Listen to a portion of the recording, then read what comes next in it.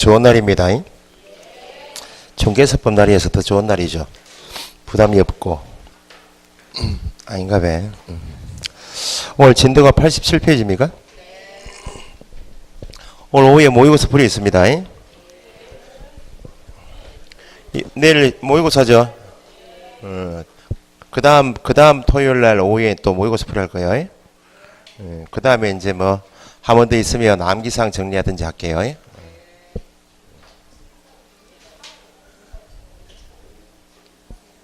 오늘 뭐 하냐고? 그냥 남아있으면 된다. 국내에 계셨어요, 선생님? 저는 아프리카에 자원봉사 가신 줄 알았어요.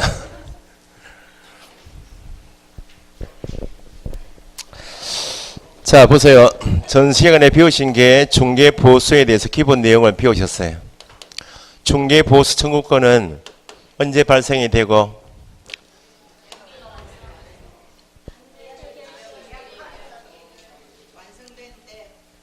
땡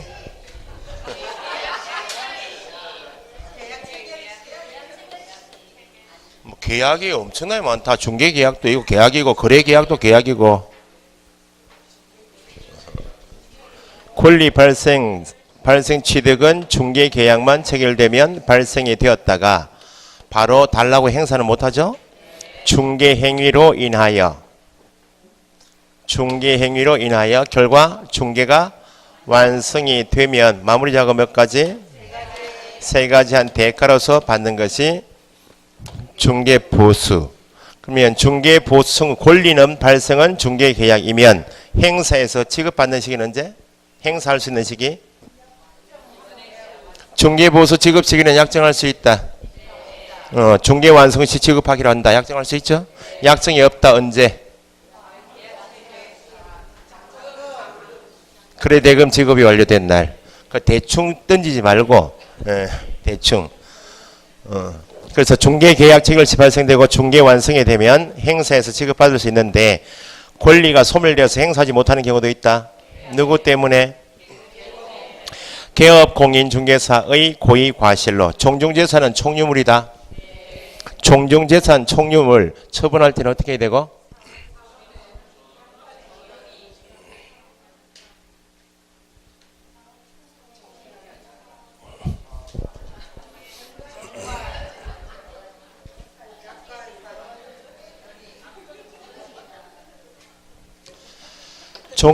종중재산을 처분하려고 종중대표자가 총무하고 짜고 왔죠. 종중재산 총유물 처분할 때는 종중규약이 있겠죠. 교회도 총유물이다. 동네재산이죠. 동리재산. 시골 구하면 동네 소유의 임야가 있다고. 그러니 총유물이고 종중규약 교회 정관에 정한 바가 있으면 정한 바대로 처분하고 규약이나 정관에 정한 바가 없으면 사원총회 결의를 거쳐야 된다. 이런 절차 거치지 않고 대표자가 왔어요. 총무하고 짜고. 개업공인중개사가 이걸 확인하지 않고 매수인을 들이다가 매매계약을 체결시켰다고. 예? 종중재산인 총유물 처분할 때 규약이나 정관 또는 사원청의 결의 없이 매매계약을 했다. 매매계약은 상대방이 선이다. 선이 이어도 무효입니다. 누구 때문에? 개업공인중개사의 확인 설명을 소홀히 한 과실이 있죠. 개업공인중개사의 고의 또는 과실로 인하여 계약이 무효 취소 해제되면 책임이 개공에 있으니까 받을 수 없다. 권리는 소멸된다. 계약은 깨졌지만 개업공인중개사의 고의 과실이 아닌 사유다. 합의 해제했다. 중도금 지급, 잔금 지급하지 않아서 일방의 채무 불이행을 이유로 계약이 해제될 수 있죠. 해제는 되었지만 개공에 책임이 있어요? 없어요? 없으니까 받을 수 있다. 중개계약은 유상계약이다. 중개계약 체결 시 보수지급 약정을 한 경우에만 청구할 수 있다. 중개보수지급 약정 관계없이 중개행위로 인하여 결과 완성만 되면 소위 중개행위하고 완성 간에 어떤 관계가 있으면 인과관계가 있으면 중개보수지급 약정 관계없이 당연히 청구할 수 있다. 이런 걸 배우셨다. 그죠? 중개대상물 5가지에 대한 중개보수 규정은 크게 물건을 뭐하고 뭐로 나누고 주택과 주택 외로 구분하여 다른 기준을 정하고 있다. 주택이면 부속 토지 포함 제외. 토지는 토지인데 주택이 있는 부속 토지까지는 포함하여 주택이고 요거 빼고 나대지인 토지, 공장, 상가, 건물, 임목, 공장, 재단, 광업재단은 주택 외. 구분만 하시면 돼요. 주택과 주택 외로 구분한다는 게 지문. 국토교통부령이 정하고 주택은 특별시, 광역시, 도의 조례가 있다. 주택은 조례가 있다. 이짝이고 주택 외에는 조례가 있다. 조례로 정한다면 틀리고 국토교통부령에 가니까 0.9, 0.8, 0.9%가 있죠. 그건 누구로부터? 일방으로부터 받을 수 있는 한도를 국토교통부령에 정해놓고 그 범위 내에서 매도 매수인에게 쌍방에 대하여 각각 청구할 수 있죠. 0.8% 나눠서 물건이 뭐?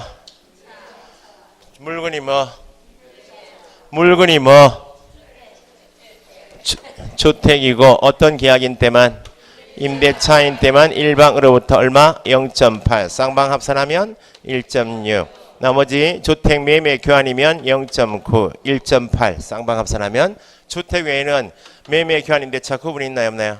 없이 한 개밖에 없다. 몇 프로? 0.9% 밖에 없다. 0.8% 기억하실 게 주택 임대차인 경우에만 0.8 쌍방 합산 1.6 상가 임대차 일방 얼마? 0.9 쌍방 합산은 1.8 상가 토지 나오면 최고 한도 나오면 이거 암기하셔야 돼. 0.9% 합의할 수 있다 없다. 협의한 요율이 나오면 협의한 요율이 0.7로 주어지면 그때는 0.9 곱하면 안 돼요.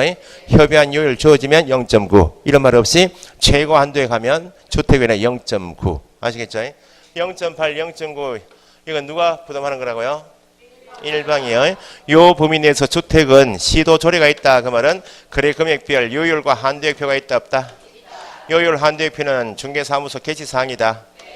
근데 여기는 요율 한도액표가 조례가 없으니까 요율 한도액표가 없으니까 0.9 기억하시고 협의하여 정한다. 됐어요? 여기까지 전제했어요. 그죠? 그럴 건데 지금 페이지가 86페이지 86페이지 박스까지 했잖아요. 87페이지. 그러면 주택 외이면 원칙은 일방이 얼마인데? 주택 외 0.9죠? 0.9인데 주택 외이지만 매매 교환 0.5%, 임대차 0.4%가 되는 것이 있다. 뭐? 오피스텔이죠.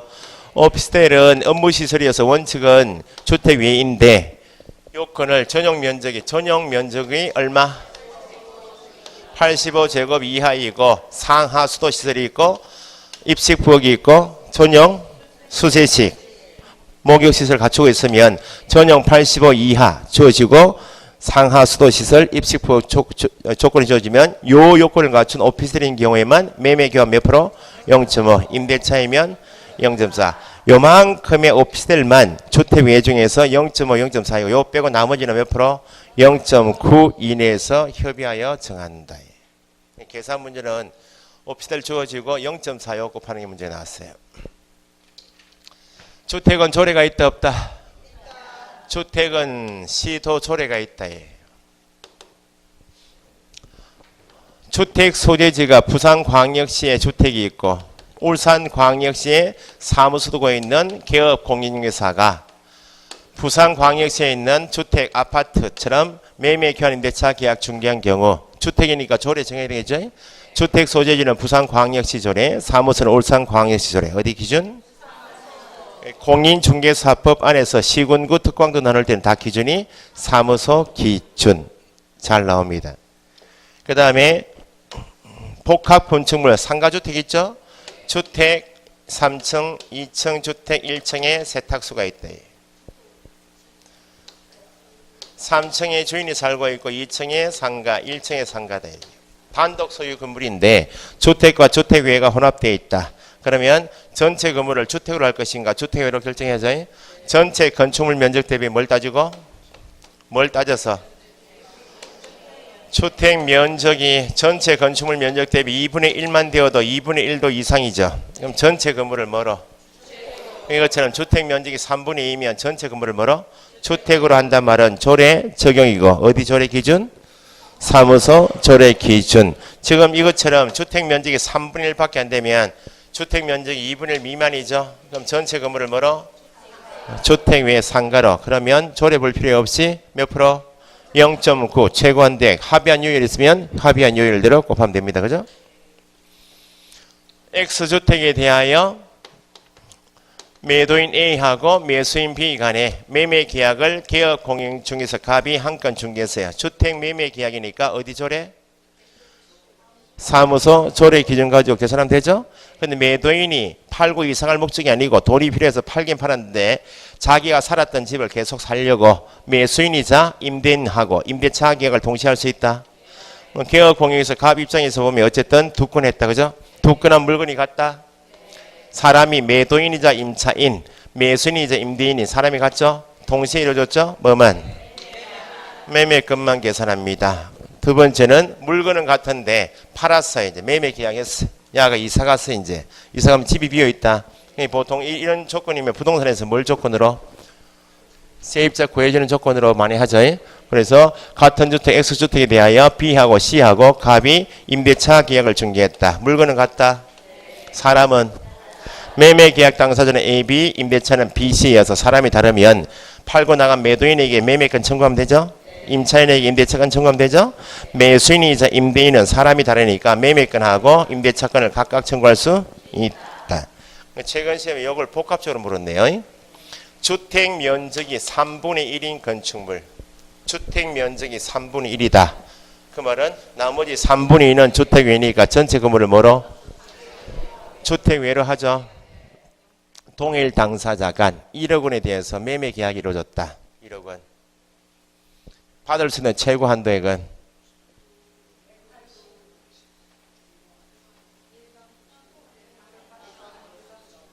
일단 일방이 얼만데? 상가니까 최고 한도 요율이 0.9죠? 90만 원.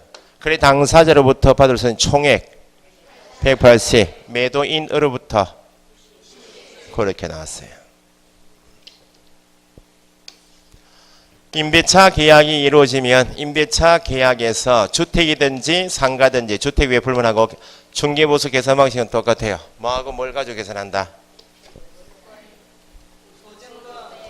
보증금 더하기 월 단위 차임의 월세 곱하기 100을 해서 환산하죠.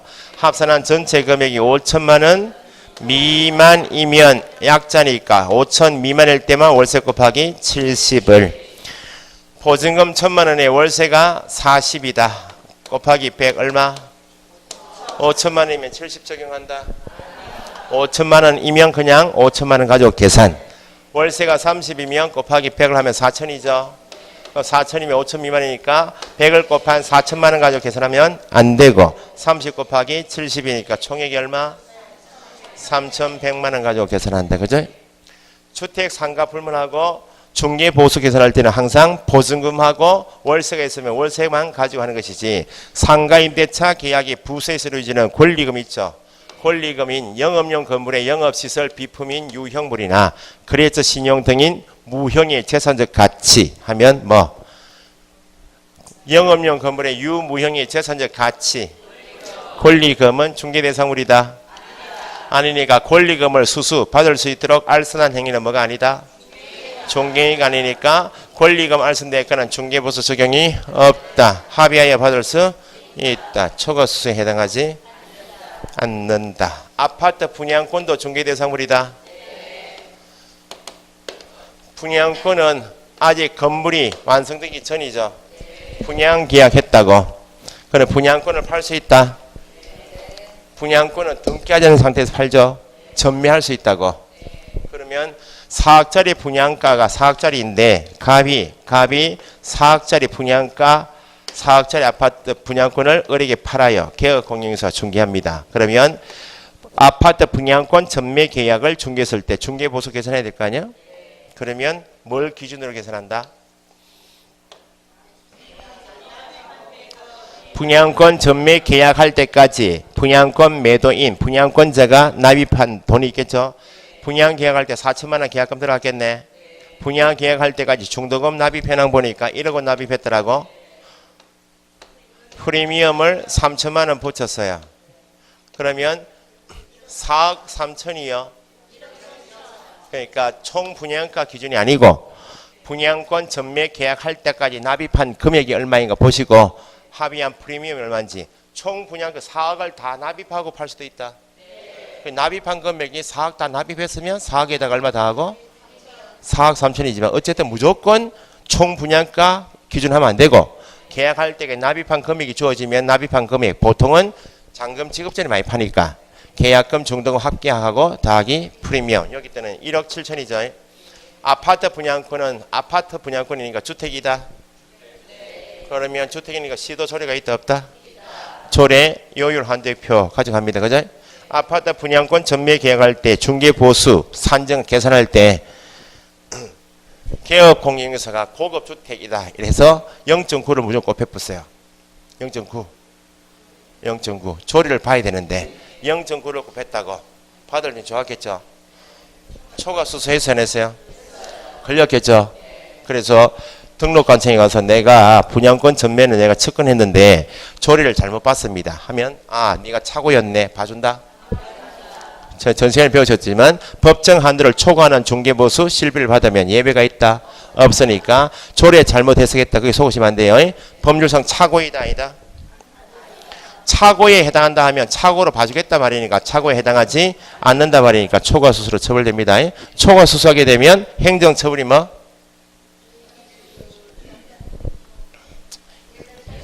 행정처분 임의적 등록 취소니까 등록 취소 받을 수 있고 형벌은 1-1 이렇게 받은 중개보수 실비 금액은 어디에 적어져요? 설명서에 기재하죠. 설명서에 중개보수 기재할 때 어떤 금액 기준으로 계산? 예정 금액 기준으로 계산하죠. 주택이면 시도 조례승안 나는 내한테 돌려주는 줄 알고 기다렸더만 괜찮아요. 괜찮아요. 나는 견딜만해.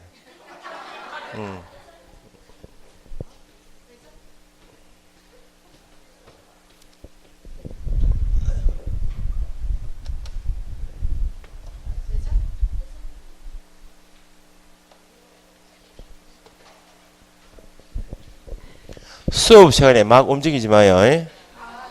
우리는 몸이 작은 사람이 아니기 때문에 잘 보인다고. 예정 금액 기준으로 계산합니다. 여기 한 개 지문. 주택이면 시도 조례가 있다 없다? 있죠? 시도 조례 정한 법정 한도 내에서 협의할 수 있다 없다? 법정 한도 내에서 의뢰인과 개공에 협의하여 결정한 금액을 적는다. 그죠? 중개보수가 100만 원 계산되었다. 별도 약정이 없다. 부가가치세는 포함된 것으로 본다. 부가가치세는 별도로 10% 부과될 수 있다. 이런 게 이제 같이 보실 내용이고. 됐죠? 책을 봅시다. 계룡계산 문제는 못 풀어도 중개사법, 중개보수 계산 문제는 풀어야 돼요. 주택이면 급하게 풀다가 뭘 틀리는가 하니까 주택은 시도 조례가 있죠. 요율 한도표 다 주어진다고. 딱 경계에 걸려있는 거 유의하셔야 돼. 딱 5천만 원이요. 5천만 원. 5천만 원이면 이렇게 주어지죠. 5천 미만이면 몇 프로? 5천 이상 1억 이하 이렇게 주어지죠. 그러면 5천 미만이 5천 이상이요. 딱 5천만 원이면 5천 이상이요. 딱 2억 나왔어. 2억 미만이요. 2억 이상이요. 여기 유의하시라고. 그 다음에 한도액이 있다 없다? 1억 5천.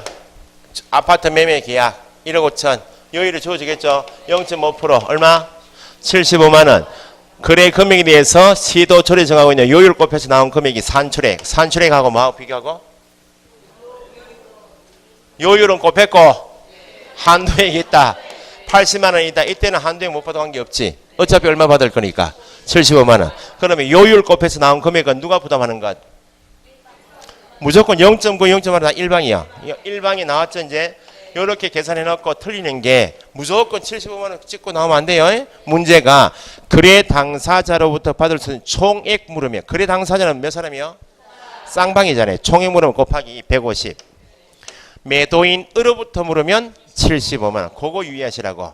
그거 유의하시고, 두 번째는 1억 8천이다. 0.5%다. 얼마?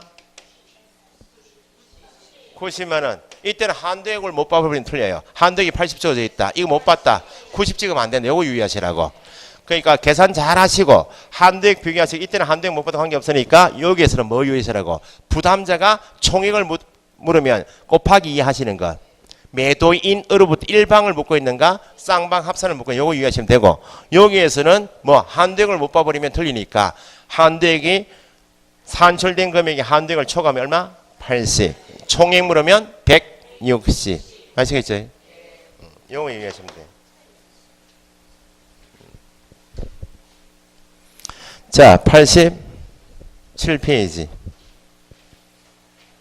복합 건축물. 중개대상물인 건축물이 복합이다. 주택과 주택 외가 혼합되어 있는 복합이다. 그럼 뭘 따져요? 주택의 뭐? 주택은 다 아시니까 면적 동그라미 모의고사 보시면 틀린 이유가 주택 가격 이렇게 나와요.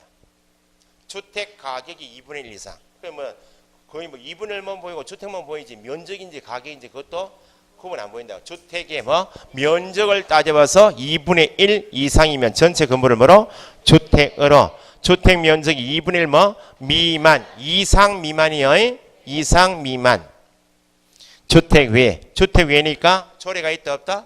없으니까. 몇 프로? 0.9% 이내에서 협의사항이다. 괄호 2번에 주택 밑줄. 주택이면 조례가 있다.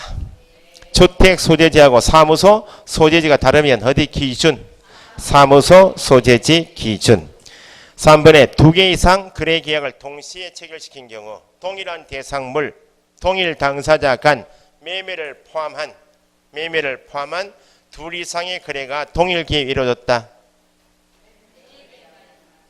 매매 계약에 관한 거래 금액만. 주택 외이면 몇 프로인데? 0.9%인데 동그라미 1번 건축법 오피스텔 밑줄 전용 동그라미 공용 합계 아닙니다. 얼마? 85 이하 상하 수도 시설 입식 부엌 전용 수세식 쭉 나와 있죠. 그 요건을 갖춘 오피스텔인 경우 박스 나와 있듯이 매매 교환은 얼마? 0.5 1천분의 5 0.5% 임대차 등이면 0.4 그만큼의 주택 위에 빼고 나머지는 몇 프로?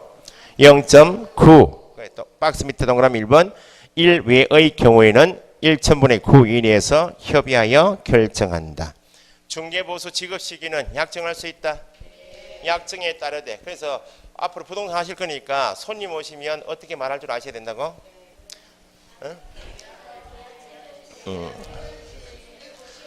그러니까 잔금 칠 때 말을 못 해버리면 잔금 칠 때 받을 수밖에 없잖아요. 잔금 칠 때까지 기다리다 뭐 합의 해지한다든지 일방의 채무 불이행해서 분쟁해서 저끼리 막 싸우고 난리라고 안 준다고 잘. 뭐 소송도 들어가야 돼. 그러니까 손님이 가게에 일 맡기러 왔을 때 소위 중개 계획할 때 분위기가 좋다. 분위기 좋을 때 이야기를 하는 거죠. 어떻게 해요? 아시죠? 제가 사장님이 맡긴 일을 마무리를 잘 해서 계약서 교부할 때 보수 지급하는 거 아시죠? 하면 안다 모른다 지는 안다 해야지. 그럼 적어야지. 중개보수는 계약서 교부 시에 지급하기로 한다. 이렇게 0.9% 이야기할 줄 아셔야지. 상가나 토지 들어오면 알고 우리처럼 공부한 사람이 이제 나중에 토지나 상가 매입하러 간다. 임대차 계약하러 간다. 우리가 알고 공부하러 간 사람은 사장은 소장은 뭐라 불러요 우리한테? 상가를 임대차 매입하러 갔다고 토지 매입하러 갔다고 그러면 소장은 뭐라 해요 우리한테? 우리가 손님이야 지금. 0.9% 아시죠? 라고 묻겠죠 우리한테. 그럼 우리는 뭐라 해요? 0.7 드릴게 하면 돼. 0.6이나. 그 우리가 소장이면 일단 불러봐. 0.9% 아시죠? 그러면 손님이 우리처럼 공부한 사람인데 0.7 예 알겠습니다. 끝내야죠. 예. 0.9% 아시죠? 근데 예 알겠습니다 하는 사람은 공부한 사람이다. 받아도 되지. 웃으면서 이야기해요. 공부하다가 인상이 다 굳어가지고 웃는 근육이 다 굳어가지고 웃는 게 억수로 낯설어요. 어색하고 웃는데 눈도 안 웃고 입만 올라가. 그 움직여요. 귀신 같아. 어차피 뭐 부동산에 받을 거니까 아침에 일어나서 어차피 뭐 거울은 쳐다보실 거니까 웃는 연습하시라고. 웃어봐야 뭐 웃어야 복이 들어오죠. 인상 써봐야 압니까 지금. 이제 7, 8, 9, 10월 달에 이제 7, 8월 달 문제집에 나왔다 이제. 7, 8월 달 문제 풀이할 때는 미리 말씀드리지만 예습을 꼭 해오셔야 돼. 지금 민법 공법이 진도가 밀려있다. 그거 관계없는 거예요. 무조건 문제풀이는 10월 28일 대비해가지고 모의고사 푸시듯이 읽어오시면 돼. 모의고사 푸시듯이 쭉 읽어오시고 한마디라도 이해 안 되면 이해 안 되는 부분에 밑줄을 꼭 해오셔야 돼. 그러면 체크를 크게 하시고 밑줄을 해오시면 그 부분이 수업 시간에 해결돼야 되죠. 내가 왜 몰랐던 그 부분을 밑에 적으시라고. 예습을 안 해주고 수업 들었다. 선생님과 같이 푼다 지금 처음으로. 그러면 오후에 남아가지고 하루 종일 4시간 풀었던 문제를 다시 풀어야 돼요. 효과 하나도 없다고. 지금 우리가 7, 8월달 문제풀이 하는 목적은 사실은 9, 10월달 때만 연습하는 거예요 지금. 9, 10월달에 족지껏 백선 하죠. 8월까지 정리한 것을 100문제까지 다 과목별 다 정리해요 다시. 다 복습 아니에요 지금? 끝난 다음에 셋째 주부터 한 4주 정도는 매일 시험 보는 거 아니야. 뭐 실제 모의고사 반. 요거 때문에.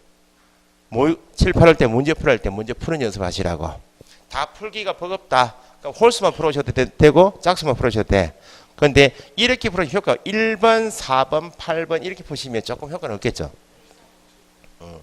교재도 두껍지 않고 제가 주문한 겁니다. 교재 두껍게 하지 마라 절대로. 7, 8월 문제는 왜냐하면 9, 10월 달에 선생이 내는 문제가 엄청나게 많으니까. 그리고 7, 8, 9월 달에 모의고사를 한 개씩 더 보셔야 돼. 학원에서 제가 알아보고 다른 회사 거 우리 원래 보는 모의고사 있잖아요. 그거 말고 한 개 더 신청해가지고 공부 좀 하신 분들은 주중에 한번 보시고 월중에 월말에 한번 보시고 그렇게 하시라고. 2번. 7월 달은 돼서 8, 9월 2번만 연습하시면 돼요. 그렇게. 따로 책을 사시면 안 됩니다. 장판지 교재를 사신다. 필요 없어요. 필요 없다고. 장판지 문제보다 매월 보는 모의고사 문제가 가장 좋아요. 장판지 시중에 깔려있는 장판지 문제는 뭐 저희도 다 책을 써봤지만 3월달에 보통 집필을 해요. 3월달에 책 빨리 팔려고 독점하려고 더 빨리 하는 출판사도 있고. 그건 법 개정된 게 반영이 다 안 돼요. 그 문제가 허술한 문제가 많다고. 우리가 공부가 완벽하면 선생님처럼 완벽하면 아 이거 개정 안 됐는데 다 고칠 수 있지만 그런 정도 아니잖아요 지금. 그 문제 오류 많으니까. 근데 모의고사 오류는 있을 수 있다. 있는데 바로 정오표가 날라오잖아요. 우리한테. 출제 그 기관에서 KTC 같으면. 근데 장판지 문제는 선생님이 손을 안 대버리면 출판사에서 몰라. 정오표 안 내준다고. 그럼 그대로 우리가 문제 푼 그대로 갈 거 아니야. 그 한 개 때문에 떨어졌다. 그 해피 한 문제인데 장판지 문제 보고 내가 한 문제 그걸 알고 왔다고. 큰 거 아니야 그게? 다른 책은 절대 보실 필요가 없는 거예요. 예습을 꼭 하셔야 돼. 책을 공법은 선생님이 욕심을 좀 냈어요. 공법 선생님이 욕심을 내가 책이 조금 두꺼워. 근데 시중에 나와 있는 문제보다는 안 두꺼워요. 전체적으로 7, 8월 달 문제풀이하는 일목적은 지금까지 공부하신 거 복습이요. 기출문제도 조금 보셔야 되고. 그러니까 학원 진도는 모의고사 풀듯이 쭉 풀어놓으시라고. 체크해 놓으시고 수업 들으시고 혼자 주말이나 혼자 공부하실 때는 뭐 보시라고. 끝까지. 가장 좋은 문제가 뭐라고. 무조건 기출문제는 푸셔야 돼. 8월까지 기출문제 특강을 안 들으셔도 기출문제집은 다 풀고 오셔야 돼. 실제 시험 가면 모의고사 문제가 나옵니까? 기출문제 나와요. 기출문제가 나옵니다. 똑같은 문제는 안 나오니 변형해서 나오지만 어쨌든 27, 26, 25, 24에 4개는 꼭 잡고 오셔야 돼. 4개는. 저 밑에 문제는 몇 문제 나올 수 있지만 어쨌든 구석이 저 밑에 있는 문제까지 다 푸실 필요가 있다. 우리는 상대평가 아니고 절대평가니까 27, 65 이렇게 4개만 푸셔도 충분해요. 시험 대비는. 그런데 대충 푸시면 안 된다 그랬어요. 한 문제 가지고 기출됐는데 보니까 계속 나왔다. 27, 6이 계속 나왔다. 이 한 문제를 내가 잡으려면 하루 종일 풀어도 된다. 이건 한 문제를 하루 종일 풀어도 된다. 관계없어요. 그 문제가 또 나올 거니까. 그런데 우리는 마음이 급해가지고 지금 이해가 안 되면 문제가 대충 읽으면 이해가 안 되면 해설지 보고 이런 내용 넘어가 버리잖아요. 이렇게 5번 보는 거는 아무 의미가 없는 거예요. 한 번을 봐도 이해가 안 되면 어떻게 하시라고? 체크하시고 어디 가시라고? 요약지 가면 이해가 되겠어요?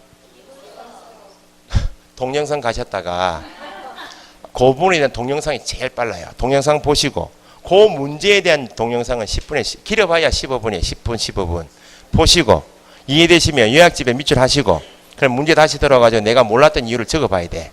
다 적어보시고 내가 5문제를 다 분석했다면 내가 다 알고 있는 거 아니에요 이제? 그럼 밑에 해설지 보셔도 돼. 근데 이해가 안 된 상태에서 해설지 봐버리면 아무 소용이 없다. 효과가 없다고.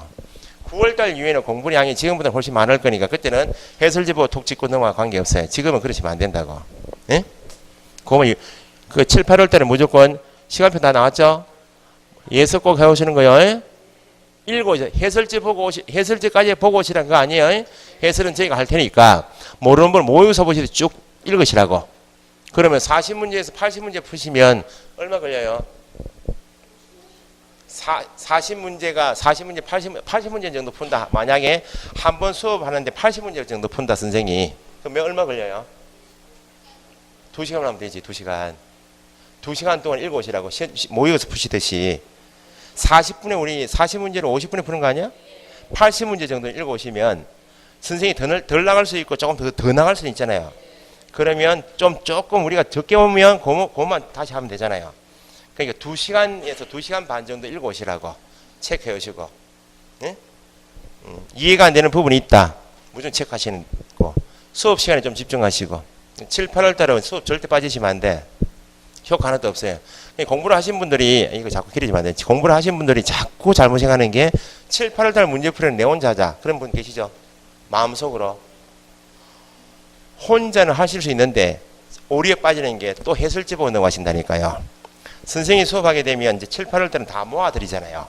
이 문제가 여기 있는데 관련 문제가 어떻게 돼 있다, 어떻게 다 짚어드리잖아. 이렇게 공부 못하니까. 이렇게 연습하시고 9, 10월 달 때문에 고생을 2달만 더 하시라고. 휴가 있습니다. 그죠? 시간표 보셨어요? 휴가를 기다리며 이렇게. 휴가도 뭐, 어쨌든 뭐 잡긴 잡았는데, 어떤 선생님은 한 번도 못 쉬는 선생님도 있더라 보니까. 저는 월요일부터 그냥 토요일까지 하려고 그랬는데 시간표가 안 나와요. 보강도 들어가야 되고. 공법 선생님을 좀 쉬게 해드린다고요? 공법? 실선생은 민법생하고 공법생 두 분만 쉬시면 돼. 개론 선생님은 전체 이야기해 보니까 그 계산문제 특강 같은 거 하신다며. 뭐 7월 중이나 한번 하시고 뭐 하신다는데.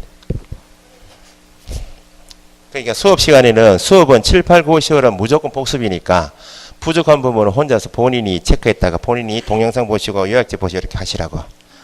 전부 다 하실 필요는 없네요. 80% 정도만 하시라고. 자, 밑에 중개보수 지급을시게 되었고 중개보수 계산은 주택 박스 위에 타이틀이 주택이죠. 주택이면 뭐가 있다?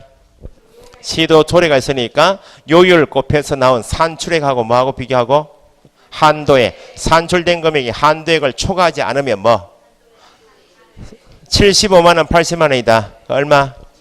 75만원 받는다. 그러면 산출된 금액이 한도액을 초과하지 않으면 산출된 금액이 90만원 한도액이 80만원이다. 그럼 한도액 초과하면 뭐? 한도액. 그건 누가 부담하는 거예요? 1방 2. 그 유의하시면 되고. 박스 밑에 임대차 있죠? 보증금 외에 월 단위 차임액이 있다. 그럼 월 단위 차임액이 뭐? 100을 곱한 금액과 보증금 합산하죠? 합산한 금액이 5천 미만이요. 미만인 때 다시 70을 적용한다. 기억, 니은, D급 분술되어 있죠? 2번 권리금은 중개보수 계산에 포함되지 않는다. 권리금은 앞에 중개대상물 할 때 보셨기 때문에 세 가지는 꼭 체크하셔야 돼. 첫째 줄 권리금은 중개대상물이 아니다. 그게 한 개의 지문 잘 나오죠. 그게 권리금을 수수 받을 수 있도록 중개한 것은 뭐가 아니다? 중개행위가 아니다. 중개대상물이 아니다 라면 중개행위가 아니니까 권리금 알선 대가는 보수 적용이 된다. 중개보수 규정이 적용되는 것이 아니고 합의하여 받을 수 있다. 3번의 아파트 분양권 밑줄 전매시 총 분양가가 항상 기준이 아니고 전매 계약 체결 시까지 이미 납입한 기납입금 예를 들면 계약금하고 중도금에다가 뭘 더한다? 프리미엄을 합산한 금액이 있다. 교환 계약은 뭐 기준? 교환 큰 거요. 뭐 평균이다 그런 거 없이 큰 것. 그래서 밑에 박스처럼 주택의 경우에는 계산 문제 풀 때 그 표가 주어진다고요. 경계에 걸려있는 거 유의하셔야 돼. 5천 미만, 5천 이상, 2억 미만, 2억 미만, 2억 이상 그걸 항상 경계에 걸려있는 거 유의하시라고. 그거만 유의하시면 되고 두 번째 산출된 금액하고 한도액을 비교하시는 거 연습하시고 마지막으로 일방이 부담하는 것을 묻고 있는가 쌍방을 묻고 있는가 그걸 구분하시고 실비는 옆에 실비는 받을 수 있는 항목이 몇 개다? 2개가 있어요. 계약금 등을 예치하도록 권고할 수 있다. 권고받은 당사자는 거부할 수 있다. 거부하겠다 그 말은 뭘 못하겠다고? 예치를 못하겠다 거부했을 뿐이다. 당사자가 거부한 경우 중개계약은 해지된다? 관계없죠? 당사자가 개업공인에서 예치공고에 합의했다고? 합의했다 그러면 언제까지 예치하자고? 이행 완료될 때까지. 예치명의자는 꼭 암기하신다는 거죠. 예치명의자 은공신 보채 전개 은행 공제사업자 있죠. 요 7사람 불러줬는데 들은 거래 당사자가 딱 찍어서 누구 명의로? 개공의 명의로 예치할 것을 의뢰하게 되면 개공에게 예치 관리 의무가 있다. 필요한 사항을 약정해라. 분리해서 관리해라. 보정 설정해라. 있죠. 보정 설정할 때 비용 든다. 그 비용이 실비요. 그게 몇 번? 2번. 계약금 등의 반환 채무 이행의 보장에 소요되는 실비. 예치 업무를 수행할 때 드는 비용은 계약금 등을 예치합시다는 규정은 매도인 보호취지요 매수인 보호취지? 매수인 보호취지니까 원칙 누가 부담한다?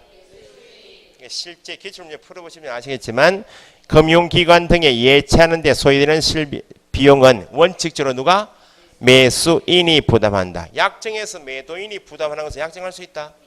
약정하게 되면 매도인이 부담하는 약정할 수 있지만 약정이 없습니다. 나오면 누가 부담? 매수, 임차, 그 밖에 권리, 취득. 그 위에 그러면 1번 중개 대상물의 권리 관계 등의 확인에 드는 비용은 누가? 그러니까 실비는 항목이 2가지인데 2가지 다 암기하지 마시고 2가지인데 부담자를 물으니까 1개만 암기하시라고.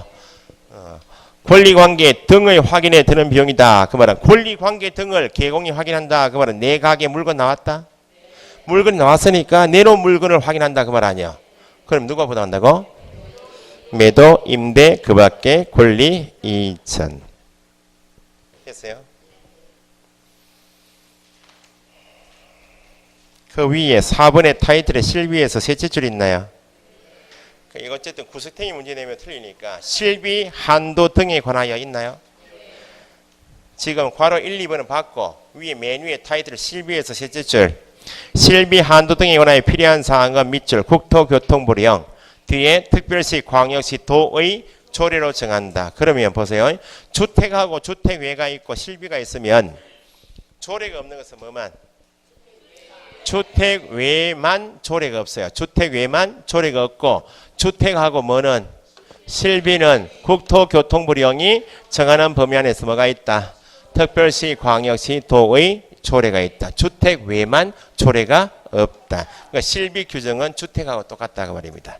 국토교통부령, 특별시, 광역시, 도의 조례로 정한. 그러니까 조금 더 확장시켜서 읽어두시면 실제 시험장 가셔도 당황하지 않으니까 낫다 그 말입니다. 됐죠? 그 다음 박스는 법인 비교해 놓은 것은 법인은 어디를 항상 보셔야 되는가?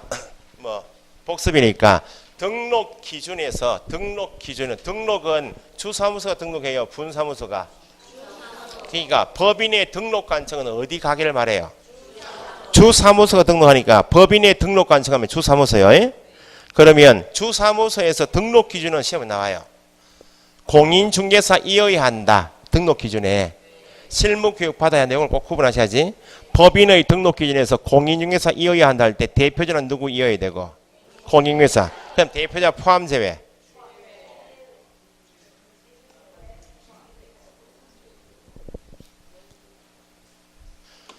대표자 제외란 말도 있고 대표자 포함이란 말 요걸 구분하시라고. 공인중개사 일것 할 때는 대표자 공인중개사 일것 대표자 포함 제외 3분의 1 이상 공인중개사 일것. 실무교육 받아야 한다. 포함 전원. 이걸 꼭 구분하시라고. 공인중개사 일것 할 때는 제외 3분의 1 실무교육 받아야 한다. 포함 전원. 그게 묻는 문제고 매년 시험 나오는 게 분사무소이면 누가 있고? 책임자가 책임자 나와야지. 분사무소에서 해놓고 대표자가 하면 다 틀리는 거야. 분사무소에 5개 광고를 설치해야 한다. 5개 공고문은 설치 의무가 없어요. 설치하고자 할 때 신고 필증이 있는 누구 이름을 책임자야지 대표자만 안 돼요. 분사무소에서 계약이 체결되었다. 계약서 작성 교부 보존해야죠. 누가? 책임자가. 대표자만 안 돼. 아시겠죠? 분사무소 설치 신고 이전 신고 다 어디 가서? 주주주. 여기 매년 시험 나오는 거니까 관할 정립니다. 분사무소는 책임자가, 분사무소 신고해야 하면 주주주. 그거만 유의하시면 돼. 아시겠죠? 자, 그 다음에 챕터 4에서 공인중개사 협회가 있다. 이건 제가 할 건 아니고 법조문대로 시험 나오니까 법조문집을 아직 한 번도 못 보셨다. 우리 과목은 무료 특강한 자료 괄호 채우기 기념품이다. 집에 있다. 집에 기념품. 답을 좀 달아줬으면 좋겠다. 그럴 것 같으면 안 보는 게 낫습니다. 괄호 채우기는 요약집 보고 적으시라고. 3번 정도 8월 말까지 3번 정도는 적어보셔야 돼. 한 번에 다 하자 하면 절대 한 번에 다 못해요. 중개사법과 공시법 8월까지는 한 번에 쭉 해보자. 그런 시간이 없어. 그러니까 심심할 때 목표를 하루에 3장씩 하루에 5장씩 적어보신다 생각하시면 돼. 하루에 5장씩. 그러면 한 달에 2번씩은 적겠죠. 아니 8월까지 2번은 적겠죠. 그렇게 하시라고. 그게 8월까지 2번 이상 3번 이상 적어보시면 8월 말 모의고사에는 무조건 중개사법 70점이야. 그게 적히면. 그래도 안 적으신다. 이상하죠? 희한합니다. 진짜로.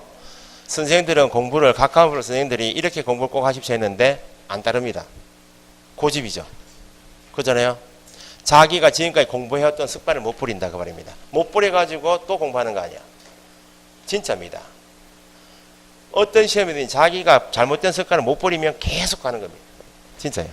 꼭 하시라고 우리 과목은 제발 좀 말을 좀 들어주세요. 고집이 너무 세더라. 우리 동네는 진짜입니다. 우리 동네는 고집이 너무 셉니다. 자기 주관이 너무 또렷하다 그 말입니다. 그러니까 이러죠. 내가 떨어져 내가 다시 공부할 거다 이렇게 하시잖아요. 학원에서 보면 좀 깜짝 놀랍니다. 그럼 학원에 말로 나왔나 싶은 거야. 네. 공부 방법이 잘못된 사람이 많아요. 내 돈 내가 공부하겠다. 그런 주의 아닙니까? 우리 동네가 좀 심하던데. 그러니까 주관이 있는 건 좋은데 올바른 딱 방법 가지고 주관 가지고 쭉 밀고 가면 되잖아요. 눈치 안 보고. 그 잘못된 부분을 좀 고칠 줄 아셔야 돼. 중개사법은 꼭 조문 체크 꼭 하세요. 부탁해요.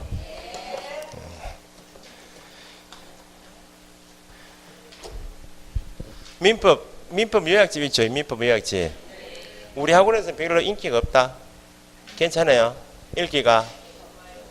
읽히십니까? 외부에서 더 사가져 갑니다. 공법 선생님이 쭉 풀고. 왜냐하면 작년에 민법 선생님 책을 드렸는데 어떤 사람한테 본인은 안 읽고 옆에 사람을 준 거예요. 옆에 사람 합격했어요. 그 사람이 올해 다시 공부하면 다시 가져갔어. 올해는 볼 것 같아 그 사람이. 책이 좋은 줄 우린 잘 모릅니다. 외부 수강생이 더 잘합니다. 서울에서 주문 들어갑니다. 민법 선생님 본 그 노량진 공부생 동안 노량진 강남 이 있잖아요. 종로하고 거기 떠난 지가 좀 되어서 눈에서 멀어졌지만 어쨌든 간에 책이 보통 책이 아닌 줄 알고 공부하시면 돼요. 협회는 출제가 2문제, 3문제 된 적도 있어요. 최근에 법이 막 추가되면서 2문제, 3문제인데 평균적으로 한 문제 보시면 돼. 한 문제. 그 개념만 잡으시면 돼. 협회 이름이 뭐예요? 공인중개사협회이면 협회는 누가 설립할 수 있다? 공인중개사가 하면 안 된다 그 말입니다. 그러니까 어쨌든 명칭 자체가 한정인 것이 2개입니다. 지금 협회 이름이 공인중개사협회죠. 협회는 공인중개사가 설립할 수 있다. 요거 한 개 하고 저기 뒤에 경매대리 있죠. 경매대리 할 때 대법원 규칙이 있다. 대법원 규칙 이름이래요. 공인중개사의 매수인청 대리인 등록에 관한 규칙 이렇게 있다고. 이것도 앞에 공인중개사 있잖아요. 대리인 등록은 공인중개사가 할 수 있다.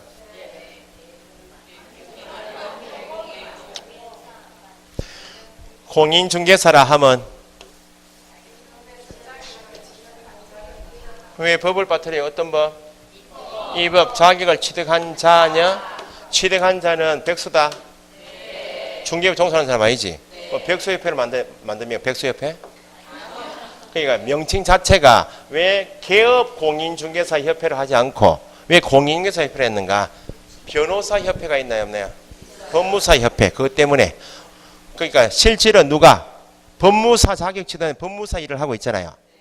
우리는 그냥 공인중개사협회, 개업공인중개사협회니까 공인중개사가 조금 덜 보이잖아요. 우리도 뭘 가지고? 전문 국가 공인 자격을 취득한 사람이 일을 합니다. 이걸 티를 내기 위해서 협회 이름이 공인중개사야. 근데 실제로 누가 만든다고? 개업. 똑같아요. 대리인 등록은 공인중개사가 할 수 있다? 공인중개사 백수라니까요. 지금 현재 뭘 하고 있는? 중개업을 하고 있는 누가? 개공. 몇 사람? 세 사람 중에서 누구는 빼고? 부측은 빼고. 명칭 자체가 유의하실 건. 자, 그래서 설립 목적 및 설립 목적 보니까 누구는? 개공. 개공에 부측도 포함이다. 부측도 개공이잖아요. 포함하여. 포함. 자질 향상 품위 유지 중개업에 관한 제도 개선 운영 쭉 나오고 뒤에 업무를 효율적으로 수행하기 위하여. 목적정 보니까 영리를 위하여 없죠. 비영리 목적으로 설립해야 한다 할 수 있다. 세 군데 개공 밑줄 굵은 되어 있고 둘째 줄 업무를 효율적으로 수행하기 위하여 설립할 수 있다. 괄호. 이번에 협회는 법인으로 한다. 그런 질문 짧아서 허투루 보시면 안 돼요. 협회는 법인으로 한다. 협회는 법인인데 영리법인 비영리법인. 협회는 법인으로 한다. 이게 법조항이고 법인인데 지금 방금 체크하셨듯이 업무를 효율적으로 수행한다는 목적밖에 없지 영리를 위하여 그런 말 했으니까 비영리 법인이고 사람 모아서 만들었어요. 재산 모아서. 누굴 모아서? 개공인 사람을 사원으로 하는 사단 법인이다. 협회는 법인으로 한다. 협회는 비영리 사단 법인이다. 그래서 밑에 보시면 협회는 비영리 사단 법인이므로 비영리 법인에 관하여 일반 조항을 두고 있는 어떤 법? 민법 중 어떤 법인? 사단. 민법 동그라미 사단 동그라미. 그게 두 번 이상 나왔다. 민법 중 재단 법인 X. 민법 중 조합 이렇게 나와서 틀린 질문.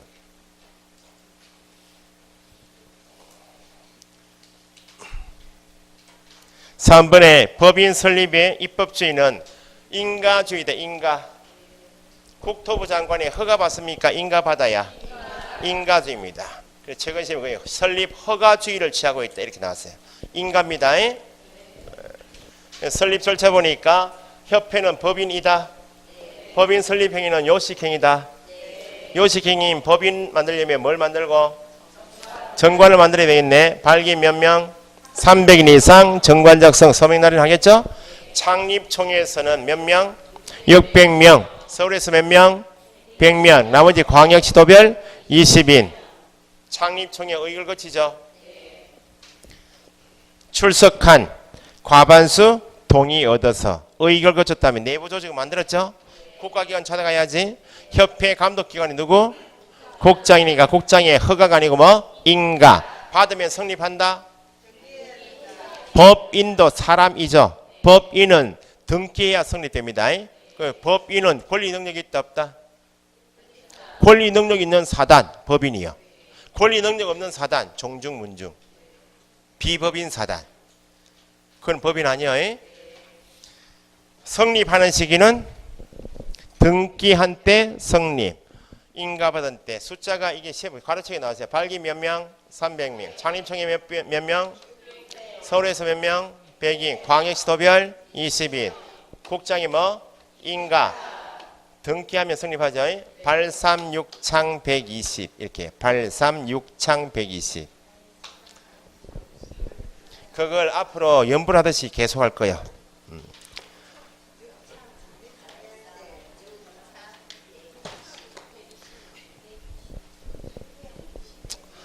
됐어요. 협회는 정관이 정하는 바에 따라 정관 동그라미 정관이 정하는 바에 따라 특광도의 뭐를 특광도 지부 특광도 가로 특광도에서 지부까지 괄호 묶으시고 시군구에 뭐 지휘 단위가 다른 거야. 울산광역시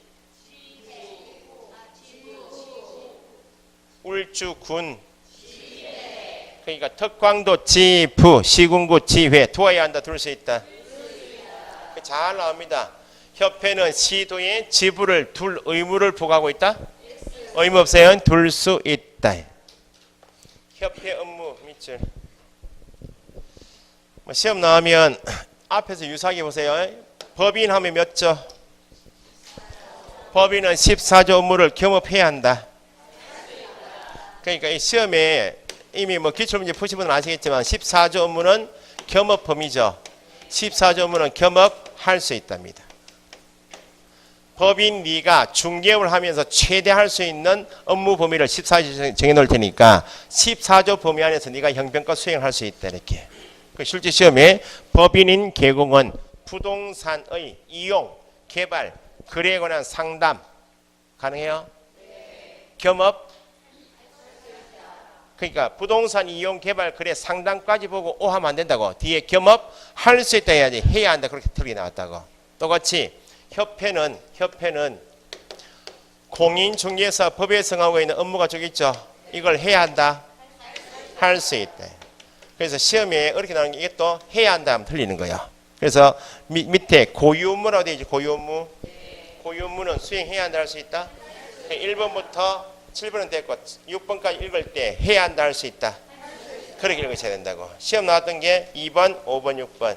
2번 부동산 중개 제도 연구 개선에 관한 업무를 수행할 수 있다. 5번 부동산 정보 제공에 관한 업무 할 수 있고 공제 사업을 그러면 부동산 정보 제공 업무는 달리 표현하면 협회 회원은 누구? 개공을 대상으로 부동산 정보 제공 업무를 수행한단 말은 앞에서 부동산 거래 정보망 배우셨다. 정보망에 가입하여 이용할 수 있는 사람은 누구만? 개공만. 결국은 협회는 고유 업무로서 부동산 정보 제공 업무를 수행할 수 있다는 말은 부동산 거래 정보망 사업을 할 수 있다. 그만 달리 표현하면 협회는 거래 정보 사업자 될 수 있다 없다? 있다. 보통 90% 이상이 부동산에 앉아가지고 소장들이 앞에서 보는 망이 협회망이야. 거의 협회 회원이 많으니까. 알고 계신 소장한테 물어보시라고. 지금 보고 있는 망이 협회망인지 물어보시면 거의 다 협회망이다 그렇게 말해요. 물론 지역망이 많아요. 요즘에 지역망을 막 구축해가지고 하는 경우가 많은데 지금은 협회에 가입하지 않는 사람도 많아요. 회비도 비싸고 뭐 연회비가 50만 원 뭐 이렇게 하고 있어가지고 그래도 아직까지는 그래도 대세가 협회 많이 가입해요.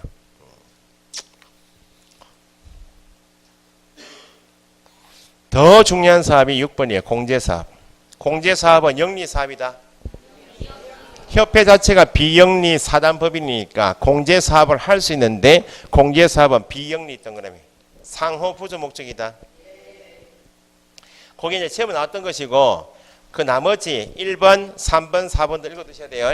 1번 품위 유지에 관한 업무를 수행할 수 있다. 자질 향상을 위한 지도교육, 연수에 관한 업무를 수행할 수 있다. 회원의 윤리 현장 제정 및 실천에 관한 업무를 수행할 수 있다. 낯설면 틀리니까 읽어두셔야 돼. 그 중에서 가장 중요한 사업이 뭐라고요? 공제사업이요. 밑에 수탁 업무라고 있죠. 수탁은 고유 업무가 아니고 위탁을 받아서 대신 처리해 주니까 수탁이라 이렇게 수탁. 그러면 협회 업무 중 그 성격이 다른 것은 이렇게 나올 수 있다. 협회 업무 중 그 성격이 나머지와 다른 것은 그 위에 고유 업무 4개 넣어놓고 밑에 수탁 업무 1개 넣어버리면 수탁 업무는 뭐가 아니다?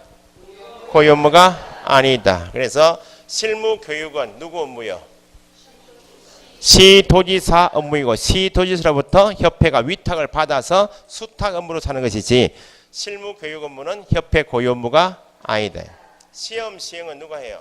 원칙 누가? 원칙. 시험 시행은 원칙은 누가 해요? 시도지사 예외 국장 합쳐서 시험 시행 기관의 장. 시험 시행 기관의 장으로부터 위탁을 받은 누가? 협회가 시험 시행 업무를 하니까 실무 교육 업무하고 시험 시행 업무는 협회 고유 업무가 아니고 수탁 업무이다. 그 정도 구분해 두시고. 그래서 매년 협회물은 반드시 묻는 게 밑에 공제사업이요. 공제사업 별표.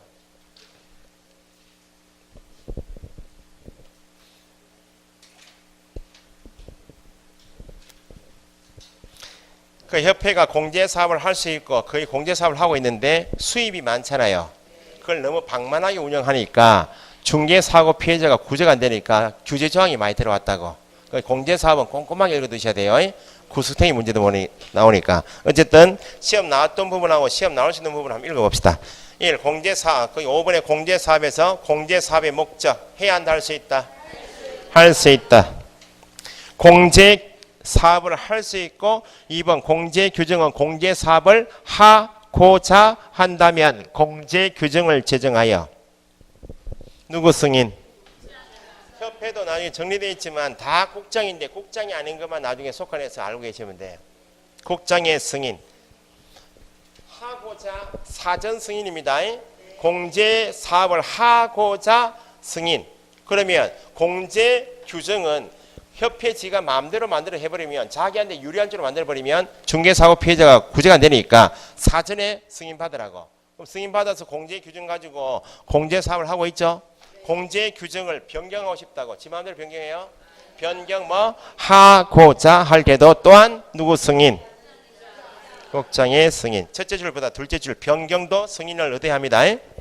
공제 규정에는 다 읽어보실 필요가 없고 둘째 줄 공제사업의 운용에 관하여 필요한 사항을 정하여야 한다. 공제 규정에는 항목이 쭉 공제사업의 범위, 공제계약의 내용 쭉 나와 있는 다 필요 없고 시험 나왔던 지문만 공제 규정에는 필요한 사항을 정하여야 한다. 그렇게 읽어두시고 공제료는 어떻게 결정한다?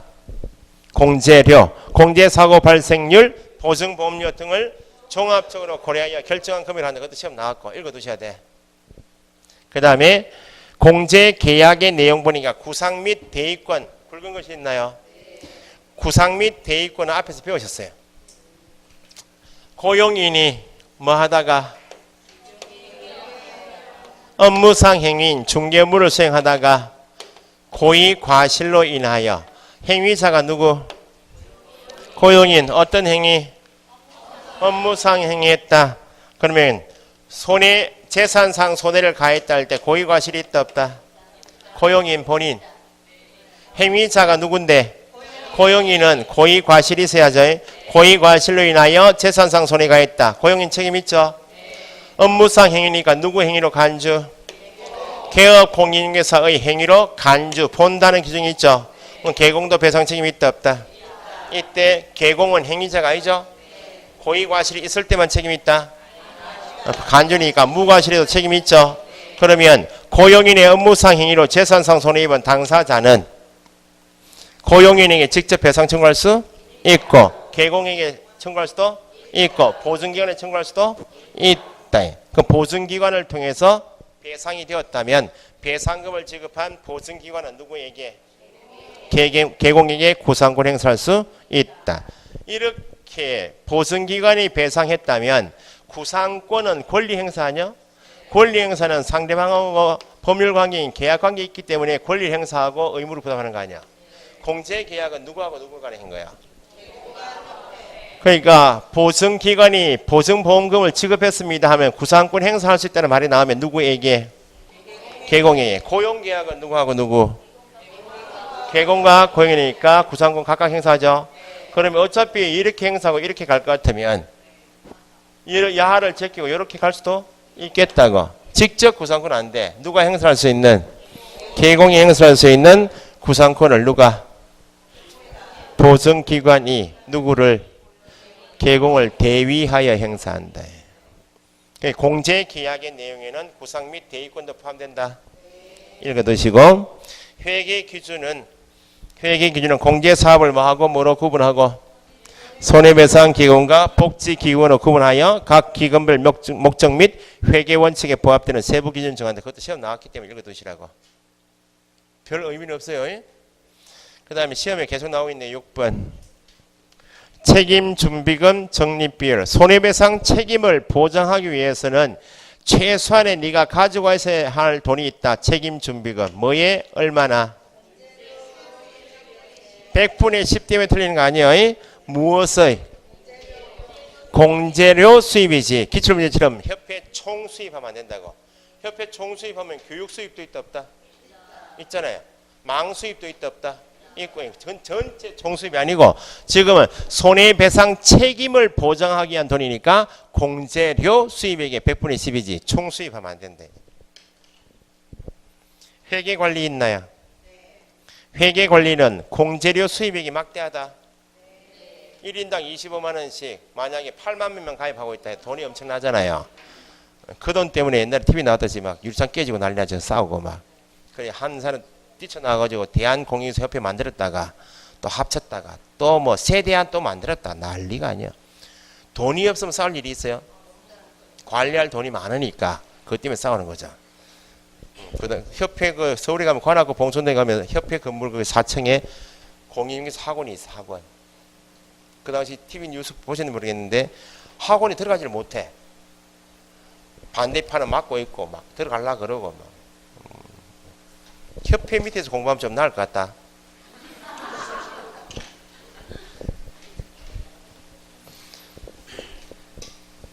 옛날에 문제 유출되고 할 때 옛날에 12회 때 같은 데는 정보가 좀 있었어 거기가. 협회 교육 담당이 출제위원 들어가기도 했어요. 없어요 그런 게. 이제 요즘 학원 하는지 안 하는지 모르겠다. 옛날에 뭐 레떼 그 선생 레떼 한다. 이력 중에 협회 강사, 협회 이런 게 있잖아요. 그 막 이력서 보면 막 적고 막 그랬거든. 옛날에. 무슨 말인지 모르겠는데 어쨌든 회계 관리는 공제 사업은 다른 회계와 구분해서 별도 회계로 관리해야 한다. 있나요? 거기 한 개 질문. 굵은 것이 없다고 소리하지 마시고 밑줄 하시고. 두 번째 책임 준비금은 막 쓴다.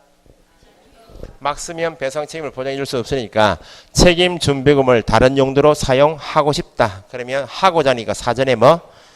국장 승인. 공제사업의 운용 실적 공시. 이건 나중에 비교하시겠지만 우리 공인중개사의 매수인청 대리인 등록 규칙 있잖아요. 여기도 대리인 등록을 하고자 하는 사람은 보증 설정해야 하네요. 해야 되죠.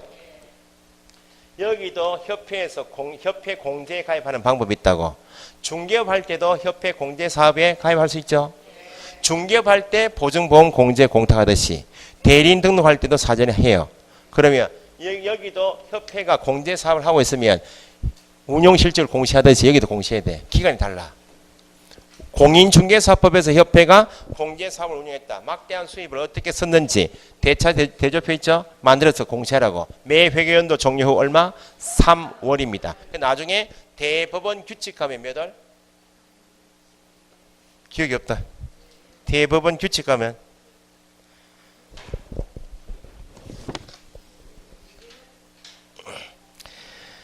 209페이지 가보세요. 209페이지. 209페이지. 209페이지 밑에 하단 박스에 있다. 매수인청 대리업에서 공제는 2월. 공인중개사법 중개업 공제는 뭐 체크되어 있어요? 다시 93페이지. 3월 이내에 일간신문들은 협회부에 뭐 하고? 공시하고 홈페이지에 게시해야 한다. 공시하고 게시할 기간은 종료 얼마? 3월 이내. 다 국장이었죠 지금. 국장이 아닌 게 지금 공제사업에 대한 뭐 조사 검사에서 누구는 금융감독원장 밑줄. 금감원장은 누구 요청? 국장의 요청. 공제사업에 관하여 검사할 수 있다. 검사는 누가요? 금융감독원장이 하는데 요청은 누가 하고? 그걸 모의고사 보시면 앞뒤를 돌려서 잘 만든다고요. 검사할 수 있다. 금감원장. 요청은 국장. 됐어요? 운영위원회 있죠. 거기 좀 쉬었다 하죠.